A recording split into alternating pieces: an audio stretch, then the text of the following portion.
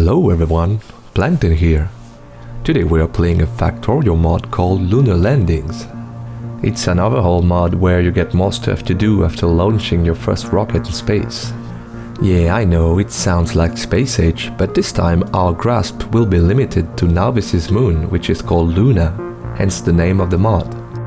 Also, it's made by the same mod maker as my previous video, so thank you Xorimuth for your work. So let's start gaming. Yeah, I'm not that kind of freak that keeps his crashed ship like a statue to worship. Sue me. For the beginning of the game it will be like your regular Factorio playthrough. In order to craft some machines for automation, we will be punching everything we see like a maniac. Rocks, trees, shiny rocks, and of course the living inhabitants of this planet. As usual, we need lots of coal, so we're using the well-known burner drill loop trick. What a thrill. Now we need electric power, and we need it quickly because there's a spider nest right at my doorstep and I don't want them to eat my sweet buildings. You know, we're up to a good start when the first tech we're researching is military.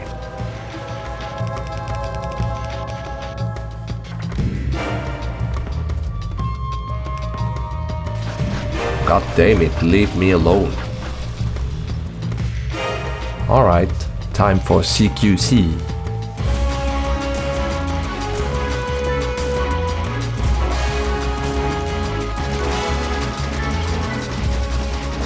He's using the trees.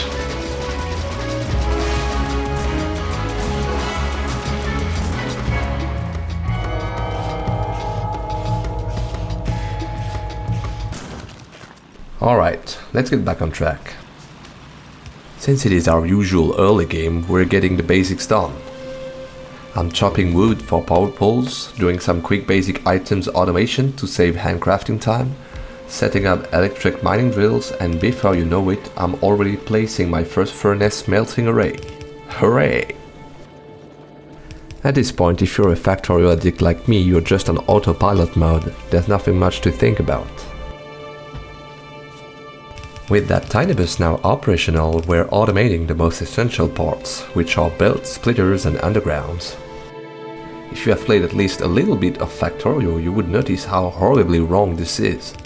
I don't know what substance I was under in this playthrough, but here I'm building the green circuits with the wrong wire to circuits assembler ratio. Anyhow, we have all the basics needed on the bus to supply a simple mold. And while we're at it, why not add a real science production? With automation science pack on stock, I'm now researching the Factorio YouTuber starter pack technology. Memes aside, I also need logistic science packs. For the building ratios, since it's like a vanilla game, I'm using the awesome Factorio cheat sheet website as a reference.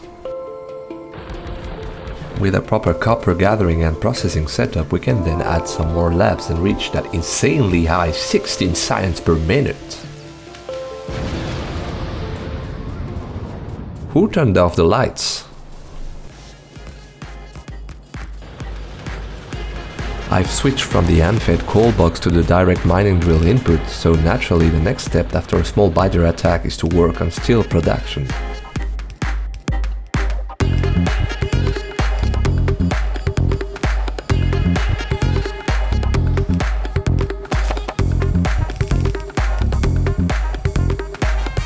We also need stone and bricks on our main bus, but that's nothing a few spaghetti can stop me from doing.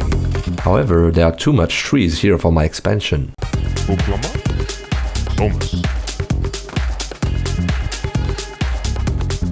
Now for military science, we keep on following our cheat sheet ratios.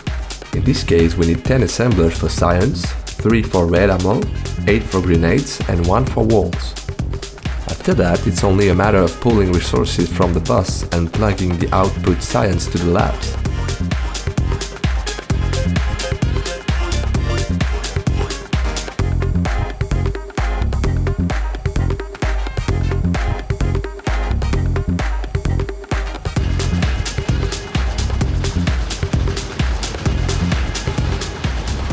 Since our defenses seems to be effective, we can now make good use of that steel to upgrade the base and cook some more spaghetti in my mall.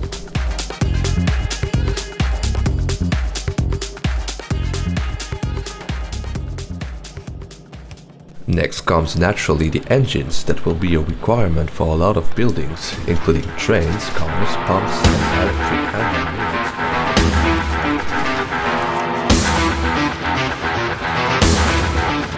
Can I talk here for 1 second, please?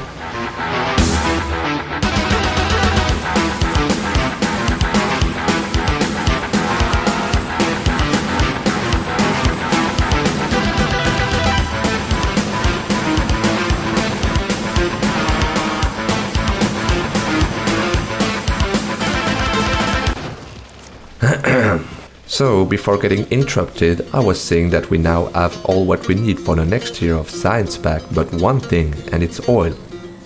With a handy car and a little help of our new deforestation tool, we can now carve a path to it.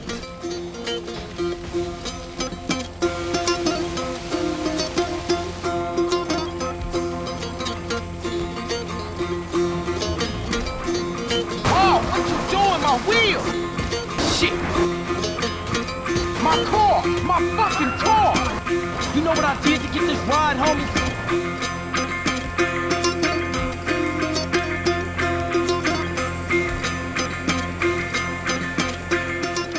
Crude oil is flowing to our base and we need to process it into petroleum gas. For now we don't have advanced oil processing unlocked, but I'm still designing our refineries as if we had it, so we may switch easily in the future.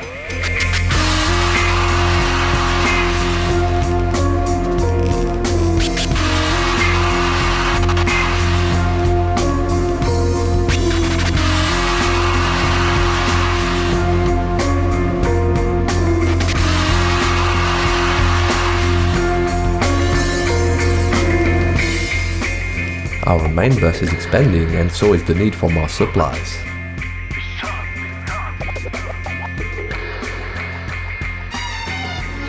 Also with plastic on stock now we can work on advanced circuits.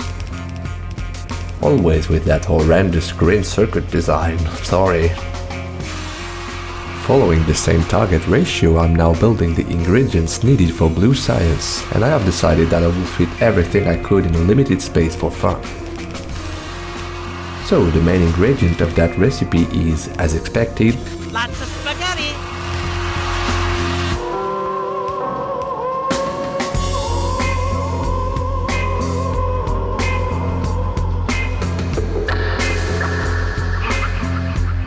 the first research I'm interested in are robotics, but we also take a little detour to unlock advanced oil processing.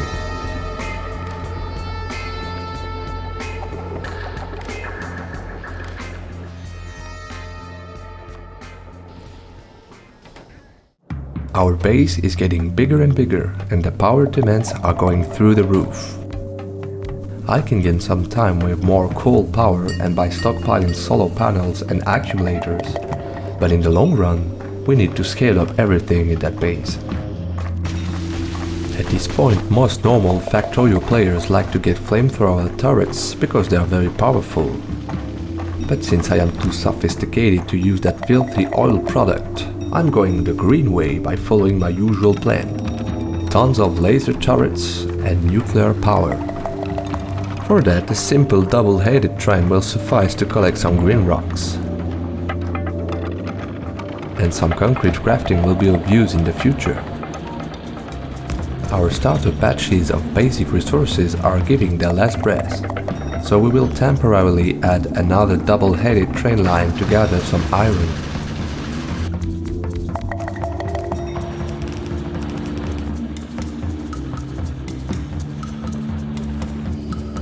While that centrifuge will stockpile us some 235, I'm hastily building the most anticipated technology of every player. You've guessed it, it is robots. I'm setting up my usual circuit control to avoid robot invasion. By reading the total number of available logistic and construction robots, I will enable the inserter to add more robots into the network only if it's needed.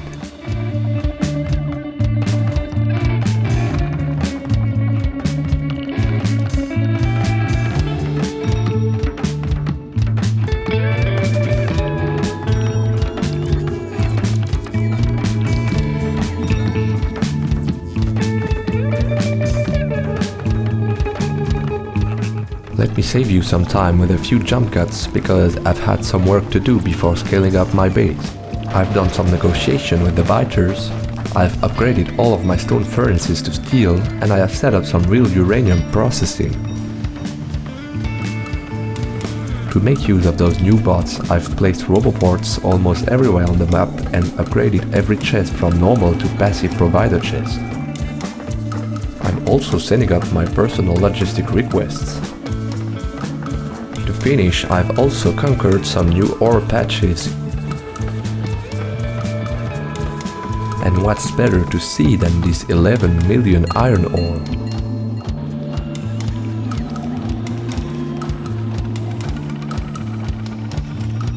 This box of laser turrets is filling itself and we will need some big power to supply those. So I'm working on my non-aesthetic but homemade 4-reactor nuclear plant. We can finally say goodbye to coal power. To challenge myself and also to deviate from the standard no-brainer base design, I want to plan my rail system in the editor mode. So you know what time it is. I wanted to work on a Madman 2-headed trains network with 3 lanes to allow traffic on. Before that, I never had the chance to work on chunk-aligned blueprints, and even if it's a bit tough to understand, it's even more harder to execute. Everything has to be symmetrical around the 64 per 64 grid if you want your blueprint to rotate all the way around. As you can see, it's not working here when I flip horizontally because, well, have you ever tried to divide 64 by multiples of 3? It doesn't add up.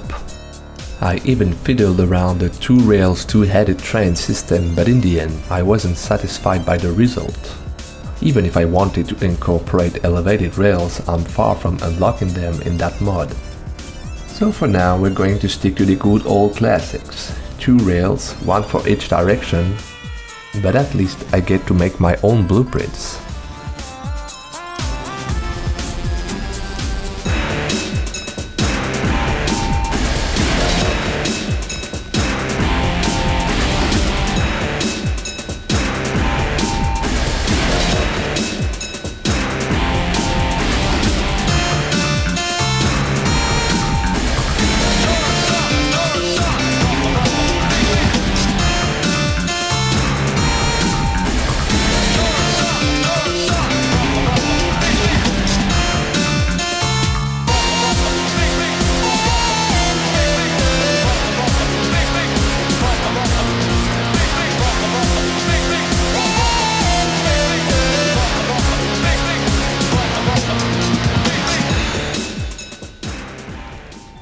Yeah, sorry, I went a little bit overboard on the editing.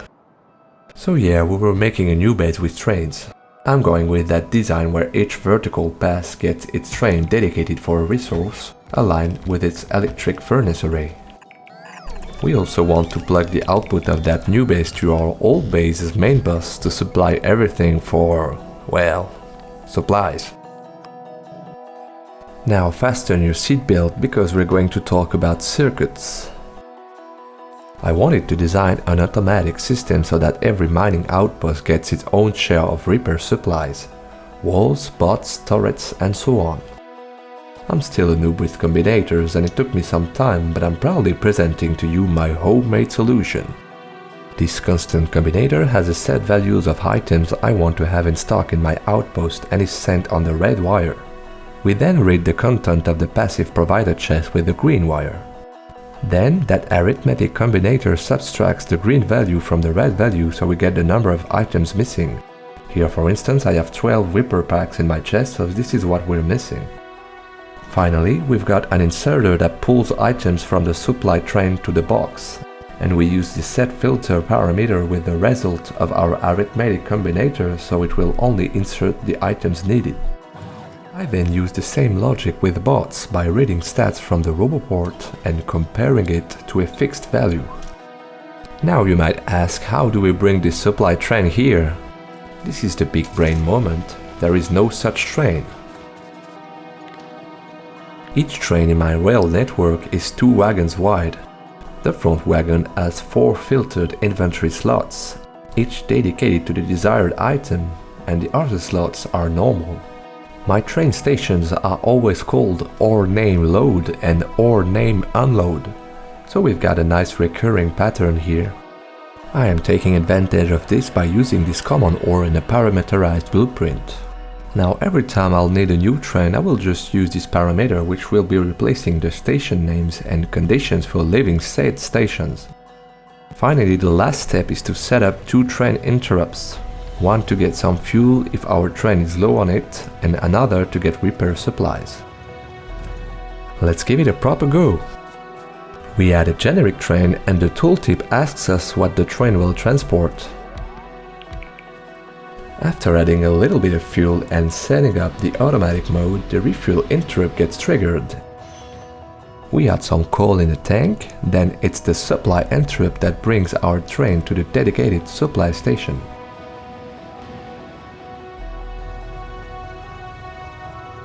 Finally, our train can go back and forth from loading and unloading stations unless another interrupt occurs. It took me some time to design, but I think it's really worth it.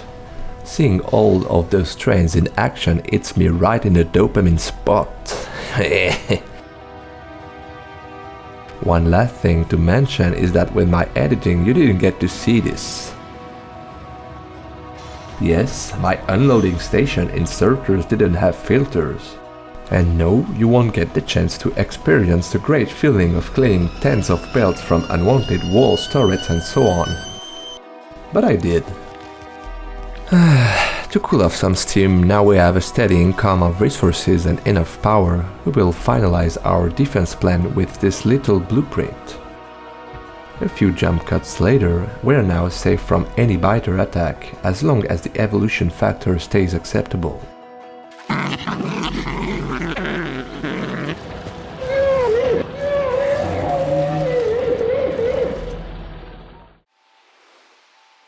Now that our base is basing, we have our next objective in sight, which comes sooner in this mod than in a normal game, and it is launching a rocket in space. The only thing we're lacking right now is a little bit of oil, but these 2 near patches should suffice for our needs, alongside with a new chemical plant setup with space for future beacons. To launch a ship into orbit we will need rocket parts, which requires 3 key items. Low density structures that will eat a lot of copper and plastic, hence the oil need. Rocket control units that make their great comeback after being kicked from space age. And a new fluid called rocket fuel, which is relatively simple. So now it's building time.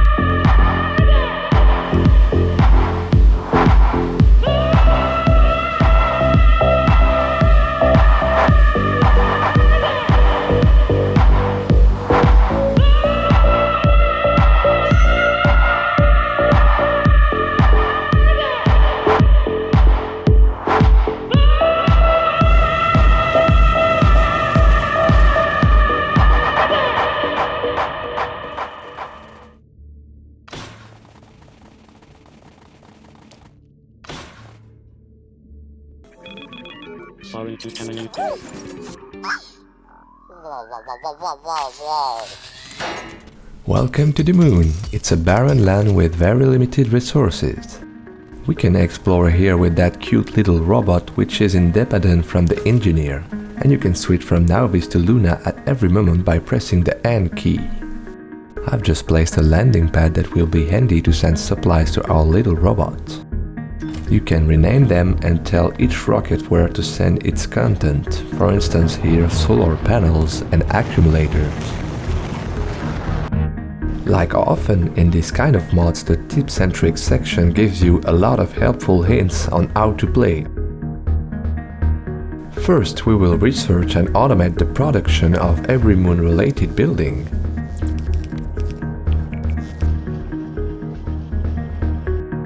And some bots will be required to help us place our first solar panel array. Our main task on the moon will be to produce blue circuits, which will demand in turn a lot of green and red circuits from Nauvis. So back on the planet, I'm using our new train-based resources to design some real circuit production. This time I finally got the wire to circuits assembler ratio right. And I'm using these empty tanks as placeholders for future beacons since they take the same space.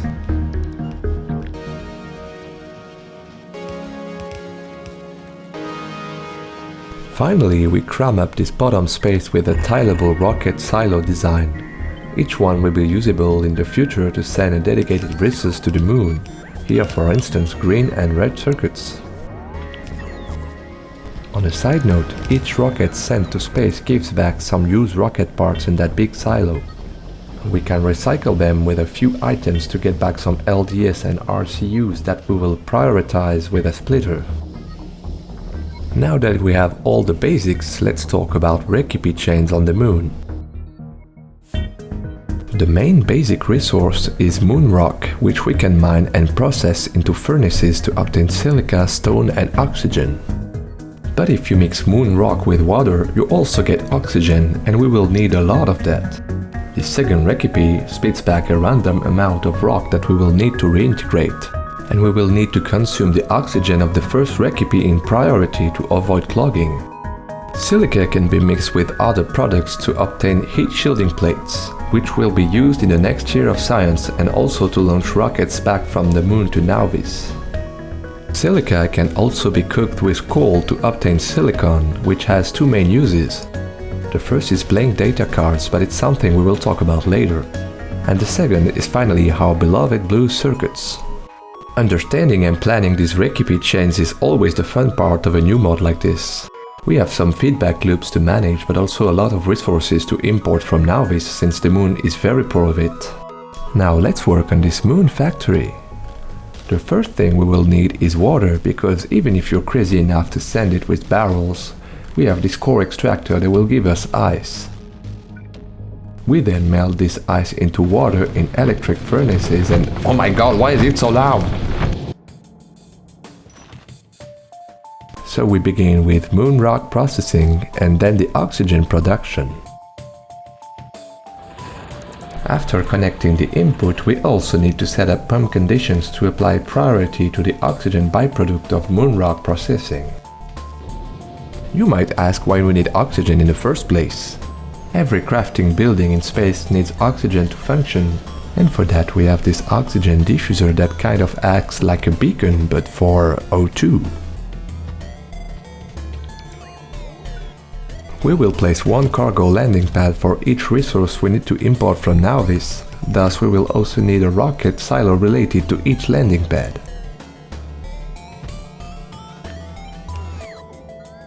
Don't ask me why I went for a boss on Luna, it's just written in my DNA. On a side note, I had to import a lot of buildings, and for now the only solution is our supply rocket. I can't recount how many of those I've sent. While I'm bringing stone bricks to that rocket silo, it's worth mentioning that compared to the base game, those silos don't accept productivity modules but only speed, so we will have to upscale our production at some point.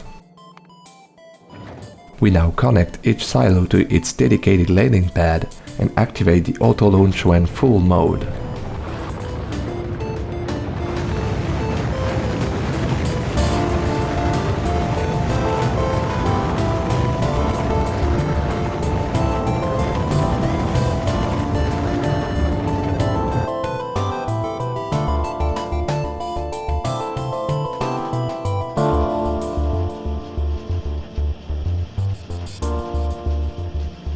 With many buildings on the moon comes a bigger power demand. At first I wanted to use solar energy and went for some math to calculate the solar panel to accumulator ratio. A normal Factorio day is 7 in-game minutes. However, the day is 60 minutes long on the moon and there are 4 phases: day, sunset, night, sunrise. You could install a mod that does the calculation for you. Or you could just give up like I did and jump directly to nuclear power. I was first afraid of water consumption, but it doesn't really matter that much. We will send nuclear fuels with a dedicated rocket and set up an alarm to raise up if we're too low on uranium juice.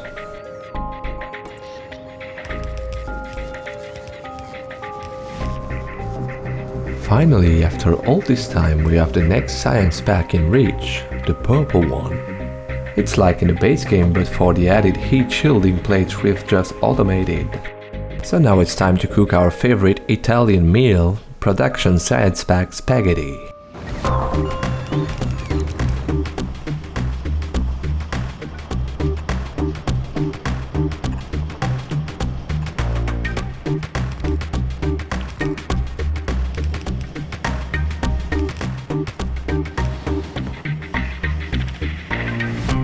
The last piece of the puzzle missing is bringing our heat shielding plates back to Nauvis. We need to pack them and put it in a rocket silo, but the rocket parts on Luna require other stuff. The LDS and RCUs will be packed from Nauvis and sent to orbit, and this 500 degrees steam can be easily made by boiling water in furnaces. Now the rockets fly down to bring back some stuff, to do more rockets, to bring more stuff we're ready to do science.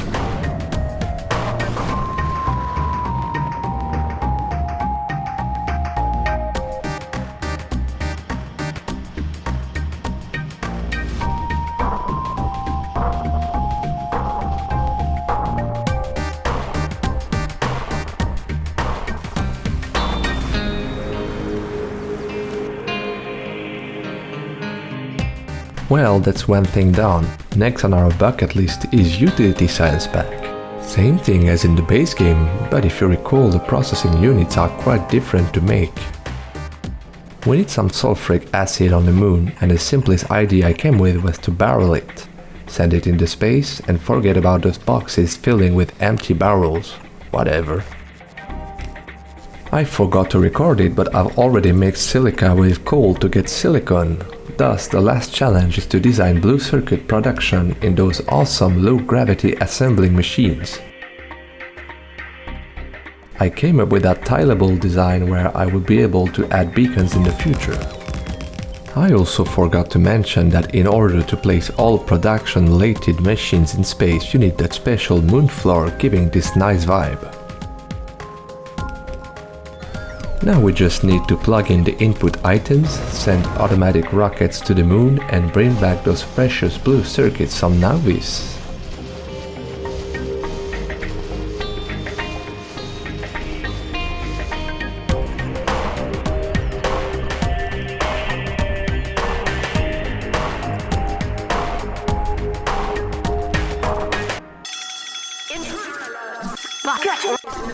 A spaghetti is in the base? Gentlemen? I am tired of that old ugly unorganized base and my OCD urges me to fix all of that spaghetti. Hopefully with the little stock I made earlier we can craft a few yellow science packs needed to unlock logistics system and start all over from scratch.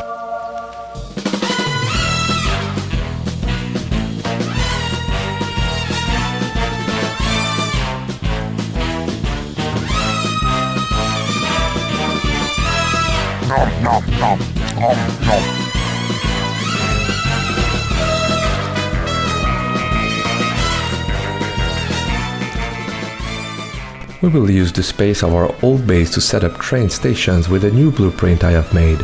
This time with a parameter included for the ore name station and the unload filtering.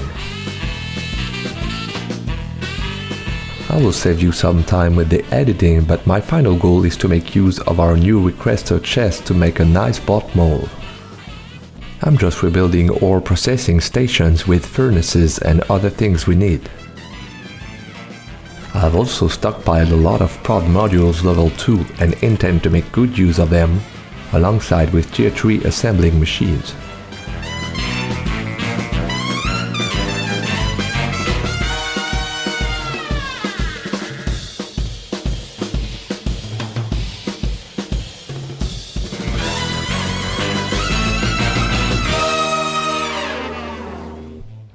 Next comes the rebuilding of science, but for that we need more oil.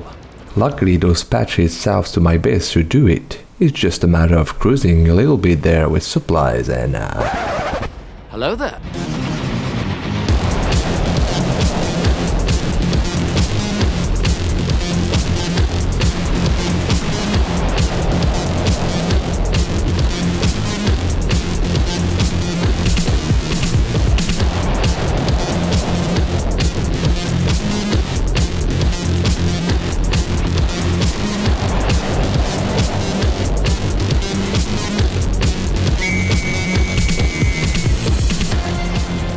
Once again, I won't bore you with all of the details, but we are in maintenance mode and it's also rebuilding time.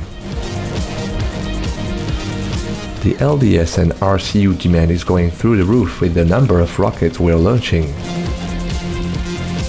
So we're making a good use of our blue circuit production to turn them into prod modules to get more production. Yeah, in hindsight I lost a lot of time in that never-ending loop and it wasn't that necessary to rebuild everything, but I couldn't stop myself.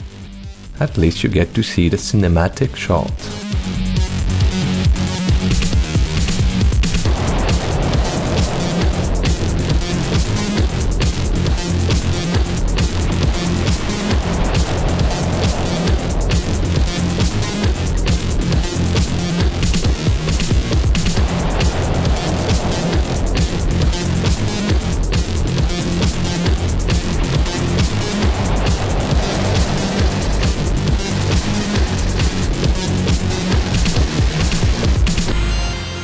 The last step of my maniac phase is to rebuild all of the sciences with tier 3 machines, 4 production 2 modules and beacons to counterbalance the speed loss.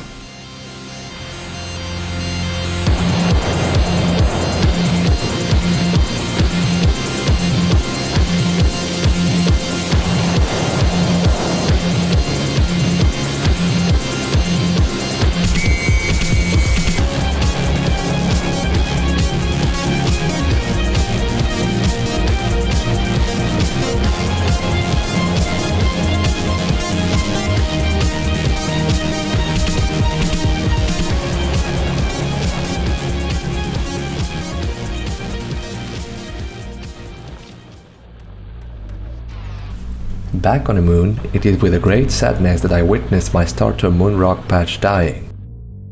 For replacement, a simple big long ass red belt will do the trick. I have been stockpiling those tier 3 production modules for a good reason. Those low gravity assembling machines can accept up to 6 modules, which will give us a big production boost. I've also been playing with a new technology called steam condensation. You're supposed to be able to place one steam condenser in range of each steam turbine to get some water back, but I was too lazy to redesign my whole nuclear plant. As I said before, water isn't that much of an issue, so maybe it's for mega bases. Now hold your horses, because with that space data collection tech comes telescopes and another complicated chain of recipes in order to get the next tier of science packs. Let's see that in detail. We will soon get our hands on rich moon ore that we can turn into aluminium ore along other byproducts. If we combine this ore with sulfuric acid, we get alumina and a dirty liquid called red mud that we will need to hopefully turn back into iron and stone bricks. Finally, we can cook alumina with coal to get aluminium plates. You would have noticed also a heat byproduct, but we will talk about it later. If you remember well, I've told you before we had a blank data card crafting recipe. Well, you can use those cards alongside oxygen and blue circuits to get useful data card. Finally, with those yellow cards, aluminium and low gravity assembling machines, we can get those final space science back. But as you can see, every recipe including cards has a chance to fail, and we will need to cautiously handle every possible byproduct to avoid clogging. With logistics science, I have unlocked space trains, which require their own moon rails. Sadly, there are no custom-made sprites for them, but at least we will cover some distance quickly to get our advanced moonrock.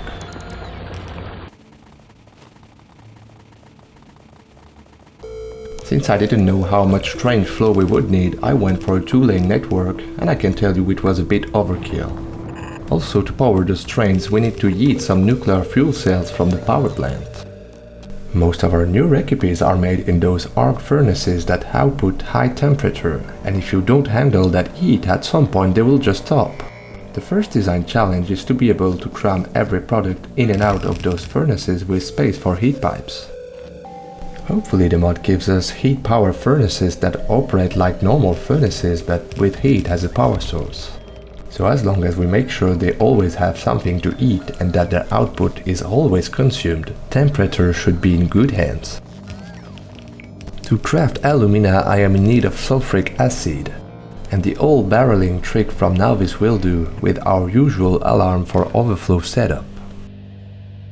Then we will process the red mud output from alumina to turn it back into basic resources, and I make sure to set a splitter's priority right. Finally we can send our Godspeed first train to our west base. This outpost is designed to deal with every advanced Moonrock product in order to bring alumina plates to the main base's bus.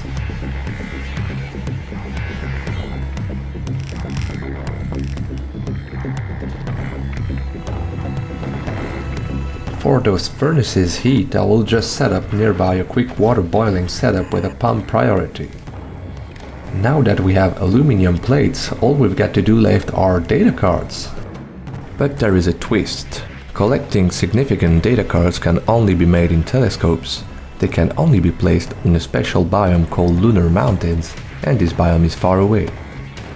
Some train shenanigans will be needed, and I'm using a station for each product. The blue chips, oxygen fluid and blank data cards in input and the significant and junk data cards as output.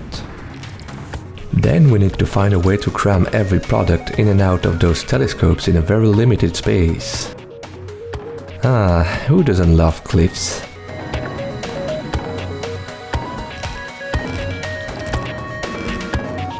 Since telescopes will sometimes spit out junk data cards, we'll need to reformat them. But that's not all, the reformatting is also a chance to fail and we need to recycle broken data cards. Once again, we need to make sure our priorities are set up correctly with splitters if we don't want the whole system to freeze. I'm using the Factory Planner mod to calculate how many of each machine I'll need, and this reminds me that we are missing the low gravity assembling machines. For those, I'm taking the lazy path with my bot mod and a dedicated rocket to send the supplies to the moon. Then we need to build the science-making assemblers, where we need to leave space for oxygen diffusers and beacons, because we will boost our production with modules. Finally, it's just a matter of bringing the aluminium from the bus and enabling our beloved space trains.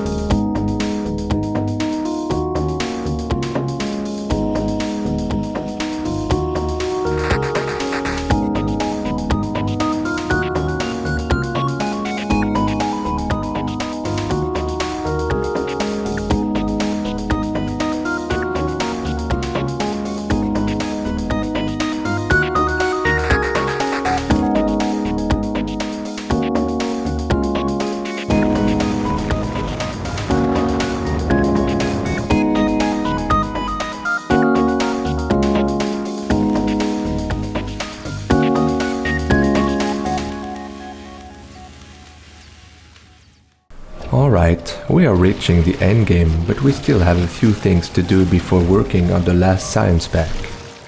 First, crafting space science packs have a chance to give blank and broken data cards, so we need to include them in our feedback loop. Right after fixing that, I come to the old moon factory halted, all because we have a stone overflow. If you came here for eco-friendly transport logistic, you're at the wrong place, because for now the best idea I had was to ship every surplus back to Novice. Yeah. On a more positive note, we have unlocked nuclear fuel and I had secretly built a Covarex enrichment setup, thus it's time to switch our train interrupt to add some speed to the rail network. With new science comes also new technologies, including portable fission reactor and the Spidertron. Okay, it's just a spider in a car, nothing new. I have seen the future in the tech tree and we're going to need a lot of circuit production, way more than we have now. Some new ore patches will be of need and our big spider buddy is more than welcome here. Next, we make use of elevated rails to add a whole new factory all dedicated to green and red circuits. There's nothing new or fancy here, it's just some real upscaling to supply another place on the moon to mass produce blue circuits.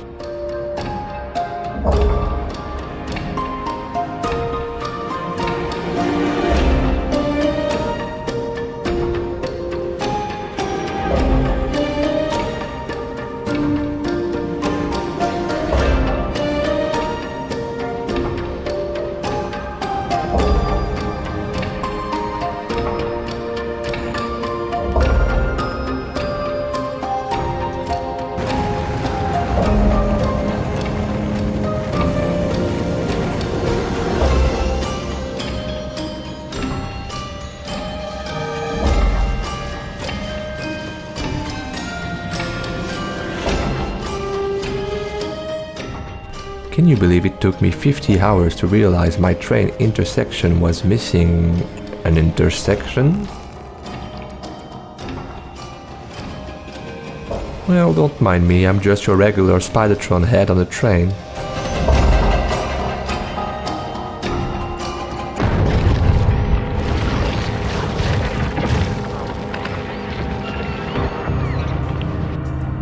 Things are about to get serious. We now have our eyes on the latest usable resource of the mod, this big purple rift.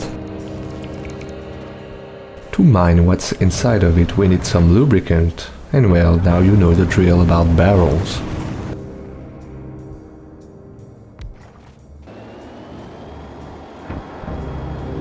Turns out our core extractor outputs a new resource called Astro Crystals.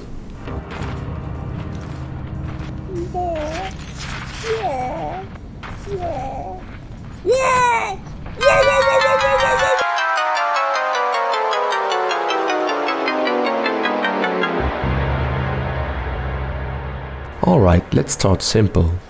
If we combine steam with Astro Crystals we get Astroflux. Then we mix Astroflux with alumina and blue circuits and we get quantum processors. Those new purple circuits alongside other items we already have in stock gives us those weird buildings called quantum resonators. Finally, we mix quantum resonators, data cards and uranium-235 to get quantum science packs. Fairly simple, no? Well, I just forgot to mention one thing. How do we make quantum data cards? First of all, processing astro crystals has a really small chance to give those arrowed cubes. To get quantum data, we need to insert in a telescope a data card, oxygen, a quantum processor and that weird cube thing. It also will spit back some arrowed cubes. But what is that cube? Well, it's called a superposed Polaritron and there are two ways to make one, combining up and down Polaritrons or combining left and right. Now if you're following, there's a big puzzle to solve here because the first source of direction cubes is processing crystals and it has a really small chance to give some. And processing quantum cards gives us an uneven source of Polaritrons. To solve this inconsistency, we have 4 recipes that we can make in quantum resonators. Each take a direction of Polaritron and spits out a random but more deterministic amount of other directions. So to summarize, since every recipe including Polaritrons is somewhat random, we need to find a way to balance all 4 directions so they have an even amount. So once again it is...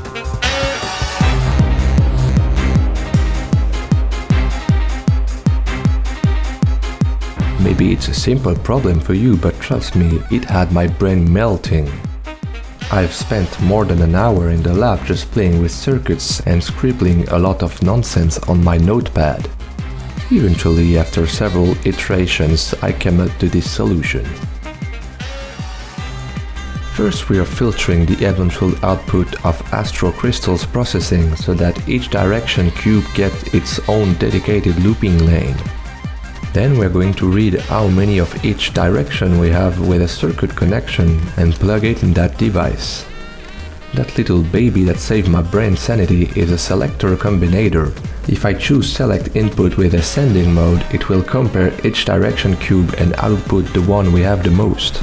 Then we will place one quantum resonator for each direction, and we enable each inserter only if it receives the corresponding signal from the selector combinator. This way we will try to transform every surplus of a direction we have to another one. Now another problem we have is that it takes 10 seconds to process a Polaritron direction and its output is random, so we have to halt the whole system while the output hasn't been done and accounted for. To do so, I will add a clock that is reset when a craft occurs. It will send a locking signal to the machines for 2000 ticks, which is the time required to craft and send the output on the looping belts. To test my design, I let it run in ×64 speed for a while, and I felt pretty happy with the result. I've also added a way to compare the highest to the lowest value so that the whole crafting process stops when it's balanced. I felt like the smartest man on Earth. Well, Novice or Luna, and I exported my craft to blueprint.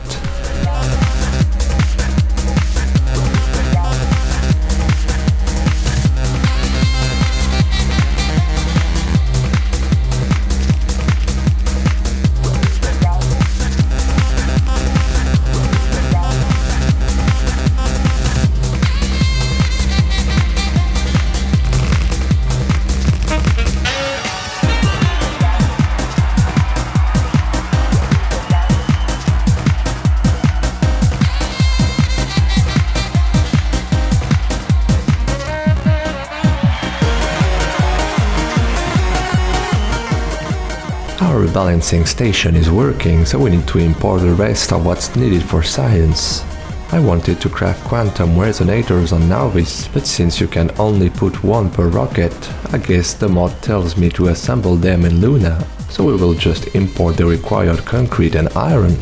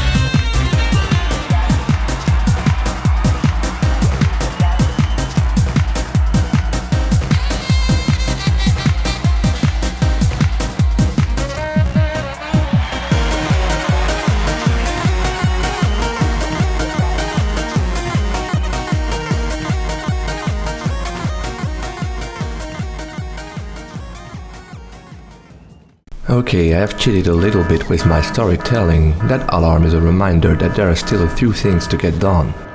The first one is getting rid of the stone bricks overflowing on Novice, and I have a good idea for that.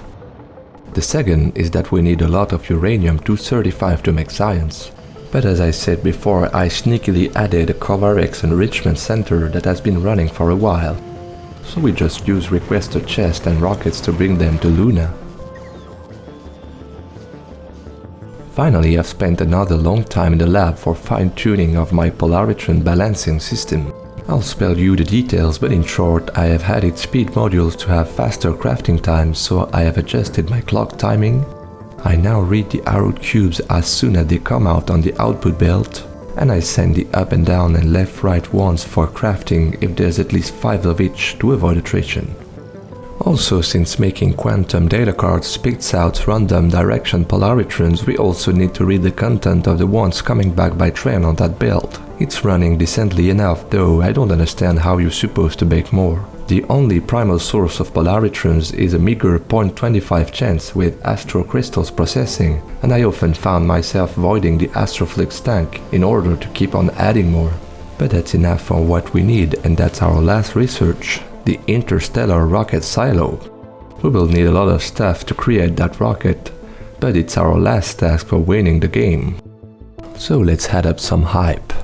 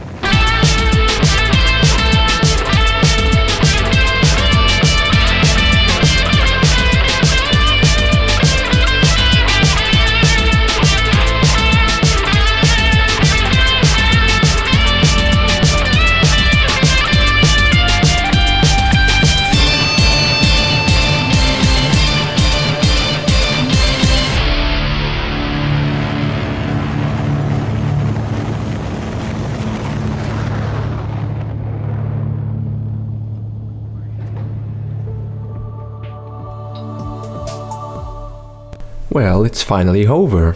It took me almost 70 hours to complete Lunar Landings, and it was really a fun mod. It could have been way faster if I haven't rebuilt my base almost 3 times, but well, you can't stop me from being me. This mod has a lot of cool features and stays in a category I love, which is being slightly different from Factorio without being dramatically complex. I wish the early game was a bit less vanilla-like, but anyways, you quickly get to the moon to unlock the new content. On hindsight, I should have been less obsessed with modules as I have been, but at least I didn't have to build too much of a big base. I have learned a lot about trains and automation with my first usage of parameterized blueprints, and that felt so good. I wish there was a better way to handle sending building supplies to the moon. There's a late game technology called Mass Driver Capsule. I haven't used it, but maybe I should have set up a mall on the moon. Also, don't ask me why, but having the keyboard shortcut to switch from robot to engineer just right next to the one to open the map made me have some seizures. Anyways, managing logistic between Nauvis and Luna is a great challenge, and I love the fact that rocket parts are built different depending on the location. Each new science pack had its share of challenges, but the true last boss was really handling Polaritrons. This puzzle had me staring at my screen for a long time, and knowing that mod existed before 2.0 makes me think of 2 things.